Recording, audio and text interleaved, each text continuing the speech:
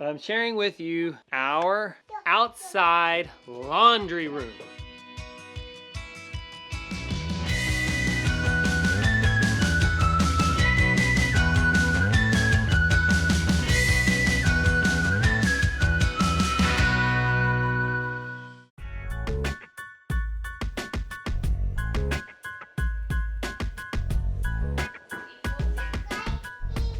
Come on, Penny. So 1 plus 0 equals 1 word.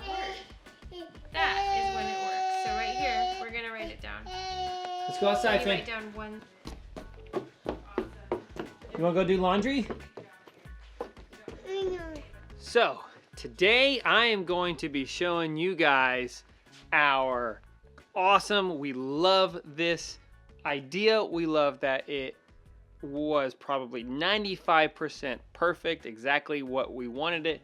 I'm going to share with you about the 5% that we need a little bit of work. But I'm sharing with you our outside laundry room.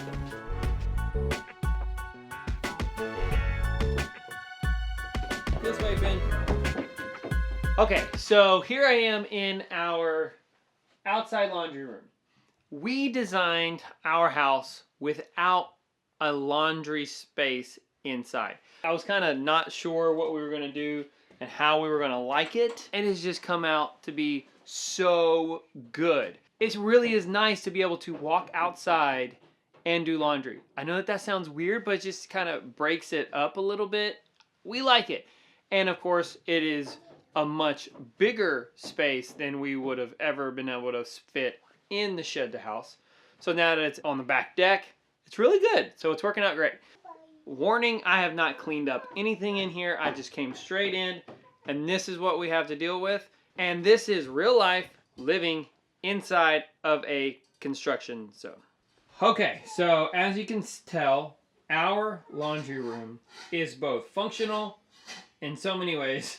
It's functional for laundry, but then we also kind of use it for storage. So we have a washing machine, a little bit of storage, and a dryer. Let me show you all the goodies in the back. Of course, we have power.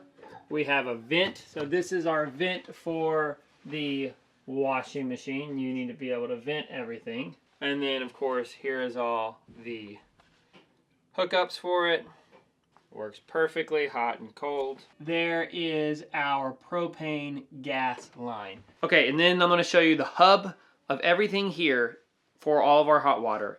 I could not love this thing anymore. It is seriously, oh, I take really long showers, so I love this thing. It is killer.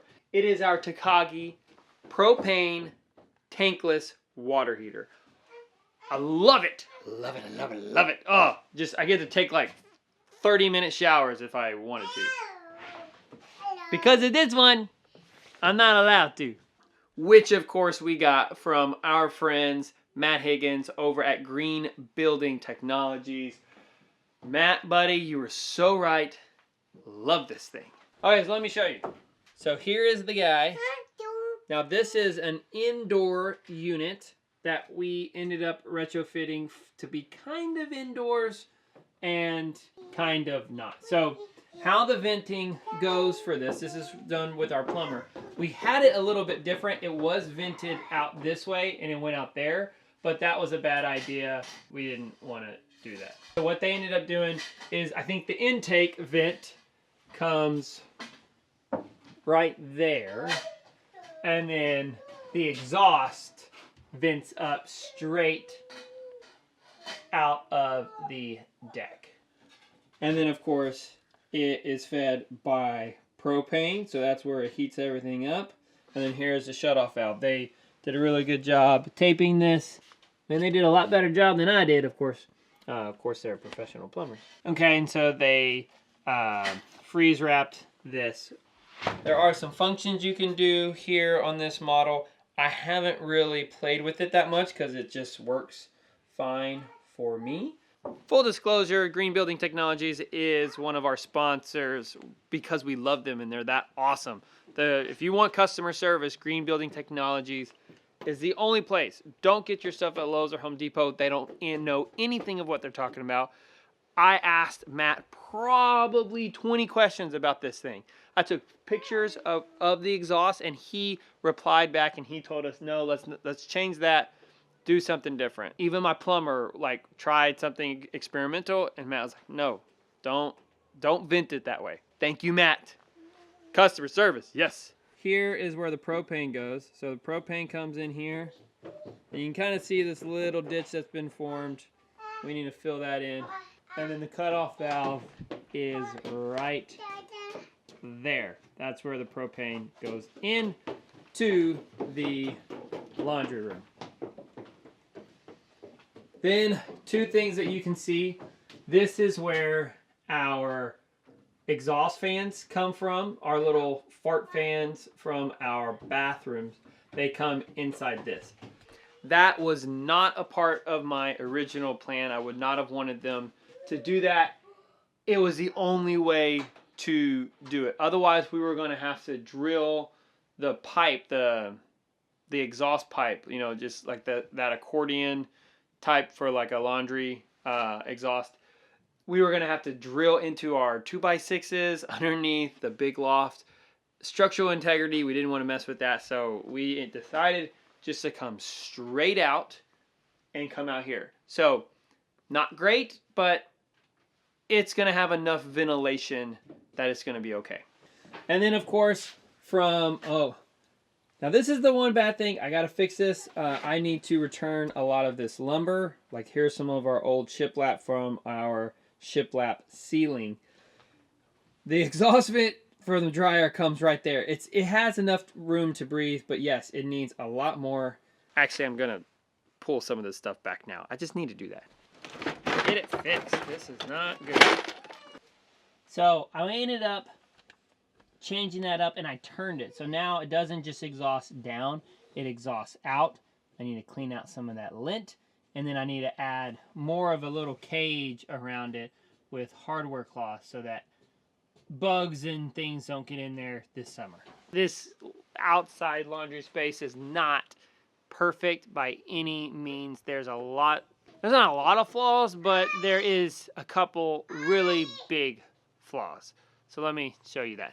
Of course, I've talked to you about the vent, just showed you that. So I need to drill a hole down into the deck and then pipe that out here. I'm gonna wait until the house is done a little bit better and that there's more, time for the kids to play around because it's kind of cold. But the main thing that was not the best design is we did not close this up. We wanted to leave it open for ventilation, which I think is a good idea because we live here in Texas. Now, the only bad thing about that is we thought mostly about the summer, and we didn't take into account that we now live not in Houston anymore, and even Houston will freeze. Now, everything here in our laundry room, all of our plumbing is all freeze-proof. It is all plumbed with PEX, which expands and contracts, so it can still freeze, but the pipes are not going to burst. So everything is safe, except for one thing. Our washing machine. So for any of you guys who have ever had a washing machine in a garage and you're in northern climates, you're probably used to this, and you know that you have to insulate something. So this is what we try to do. The good thing is we live in Texas, so hopefully we're okay, but I wrapped this with 2 kinds of tape, so hopefully that will help these hoses not to freeze, and I just try to do as good of a job as I possibly could in here to be able to keep this guy from freezing. Now, the worst thing is a lot of people would say is, well, just go ahead and put a heat lamp in it. Well, unfortunately, all of this is open. So, yes, you can put a heat lamp, but then the heat just escapes out immediately. So we haven't had a freeze yet, but that's coming up here in the next week, which means that I got to figure out something. Either I need to unhook the washing machine just for the days that it freezes, which is not that big of a deal.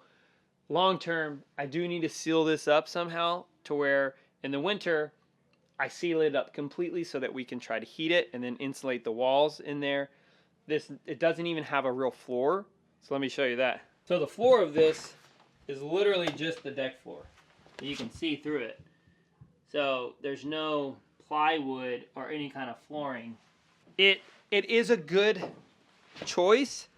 If I had to do it over again, I would just say, hey, while we frame it up, let's make sure that we can seal it up because of freezing so that we can insulate it and keep it warm so that our washing machine doesn't break. And that is the worst case scenario, that if the washing machine freezes, it's probably done. It's not going to come back. So it can bust some of the parts of the machine. So that's the bad thing. But if you have any thoughts, any tips, leave them down in the comments below, because I am learning this stuff. You know that this is the channel of what not to do.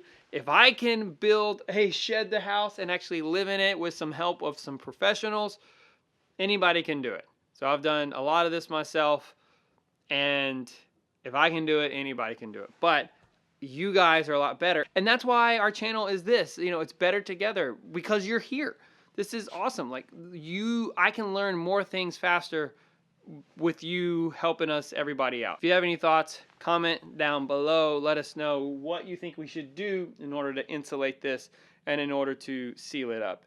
Because the point of this in the summer was I wanted the ventilation for that, because I'm not going to put an AC unit in here. So we kind of wanted the heat to rise up because we live in Texas. But then for winter, I got to figure that out. So I'm not really sure. I was thinking of maybe just doing some insulation board up there. I don't know. Let me know if you have any thoughts. Okay, I do want to show you this. So here is our fan. It is pretty quiet. And then it just goes straight out. And then I'm going to turn on the hot water. Yes, we do our dishes here in the tub because we don't have a sink yet. I'm going to turn on the hot water. And I'm going to let you hear the sound of the water heater running. Also, hey babe, are you cold? It's cold. So I don't know if you can hear that. It is now activated. You can see the green light says in use. You can adjust this hot and cold here, but the max is 120 degrees. I think there's a setting in here if you wanted it a little hotter, you can. It's hot enough for us right now. We make it all the way hot for doing the dishes in the tub, but then we have to crank it back to not as hot. Let me share with you one more thing about a tankless water heater, and I think this is standard. All right, turn that off. So one thing, yes, see, we do dishes everywhere because we don't have a kitchen sink yet. The kitchen tour is going to be coming. That actually gets installed on the 19th, Saturday the 19th. So cannot wait to share that with you. Okay, so one thing about a tankless water heater is it won't activate with a trickle. So if you just kind of like, if you want to freeze proof it, you can't just run this hot water. It won't turn on. So it does need a little bit more force. So that's the one downside about that, is when you're trying to do a little trickle, it doesn't do that. But the good thing is I asked Matt at Green Building Technologies about having that unit outside, and there is a built-in smart thing to where it will kick itself on if it starts freezing. So the Takagi water heater is already freeze proof, even the indoor unit. And they have an outdoor unit, which we thought about just getting that, and that would have been cool. Oh, let's go get Chip. Do you like wearing those boots? Come on, Chip. Hey, Mom. Mom? Yeah. Is it okay? Come on, you lazy dog. Outside with the hose. Come on, Chip. By the road? No. Okay. Here's a compost. All right, so we're done. This is our wood pallet compost bin. We're finally composters again. I'm excited. You excited, Ollie? No. Are you excited, Ollie? I'm excited about we're gonna live on our land. Okay.